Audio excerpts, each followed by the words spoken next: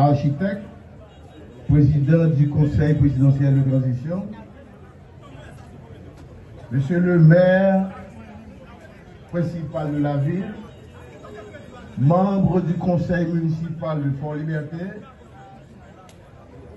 mesdames, messieurs les autorités du département du Nord-Est, en vos titres, grades et qualités, monsieur Jonas Jean, représentant du haut état-major des forces armées d'Haïti, monsieur Franz Terminus, inspecteur général de la PNH, chers amis de la société civile de Fort-Liberté, chers amis de la presse parlée, télévisée, écrite et en ligne,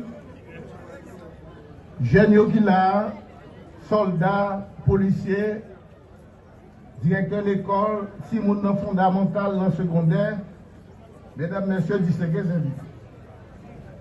Nous rassemblons ici, là, jeudi, sous place ça, dans le cadre de commémoration date 29 novembre, qui c'est une grosse date dans l'histoire du pays. Il est important pour nous là, parce que les jeunes qui là, Timounio et pays globalement, manquent de mettre accent sur date ça. C'est pour vous dire, en tant que ministre de l'Éducation nationale et de la formation professionnelle, je me réjouis d'être ici parmi vous et avec vous pour commémorer un événement historique considéré par plus d'un comme fondateur de notre vie de peuple libre et indépendant. Le rassemblement du jour en ce lieu symbolique de mémoire peut s'interpréter d'une double logique. J'y vois premièrement la manifestation d'une volonté de réappropriation de notre histoire commune dans un contexte d'une culture mondialisée qui cherche justement à dégager une pensée unique où l'on assiste à la marchandisation des cultures autochtones, des cultures nationales et indigènes. Et dans un deuxième temps, une détermination à n'être plus des spectateurs passifs de construction de l'édifice national, mais plutôt des acteurs engagés et déterminés à signifier au pays et au monde notre volonté collective de nous impliquer dans le développement de notre pays.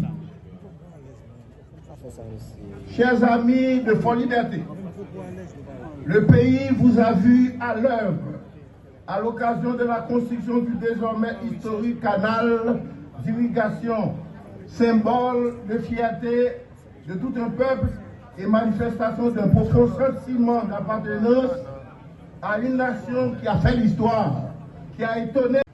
Ce qui nous vaut d'être là à vos côtés aujourd'hui, c'est justement pour commémorer cet événement, se situant entre deux grandes dates de notre vie nationale.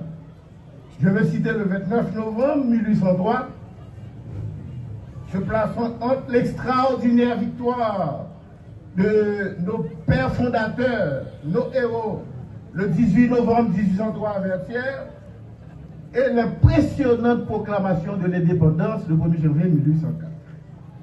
Le 29 novembre, aujourd'hui, que vous célébrez, reste un événement peu connu par notre jeunesse, notamment la jeunesse scolaire et universitaire.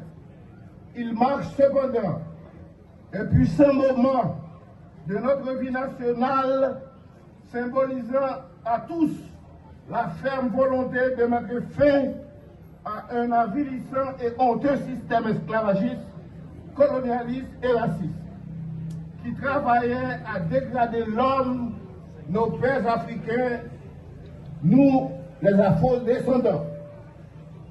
Rochambeau battu à Vertières, s'est vu octroyer un délai de 10 jours par l'état-major de l'armée indigène conduit par Dessalines pour débarrasser le sol désormais national des débris de son armée. À l'expiration de ce délai, soit le 29 novembre 1803, il a fallu montrer au peuple et au monde entier la ferme résolution de nous tous de périr plutôt que de vivre de l'esclavage, vivre ou mourir. On se rappelle de notre slogan, une espèce de cri de ralliement, vive libre ou mourir. Échec à ce projet antinational, nous avons bâti l'armée la plus puissante de l'époque. Je ne terminerai pas mes propos sans féliciter les valeureux citoyens et citoyennes de Fonds Liberté, les acteurs de la société civile et tous ceux qui viennent de loin pour cette heureuse initiative visant à nous rappeler cette tranche de notre passé tout en proposant à la jeunesse du pays les voies de sortie de notre sous-développement et du marasme actuel. À vous tous, je dis, soyez fiers de vous, de notre histoire, du travail accompli par nos pères, nous-mêmes comme arrière-petit-fils. Merci au président Leslie Voltaire, l'architecte, d'être là avec vous. Merci à vous tous. Haïti pas péri.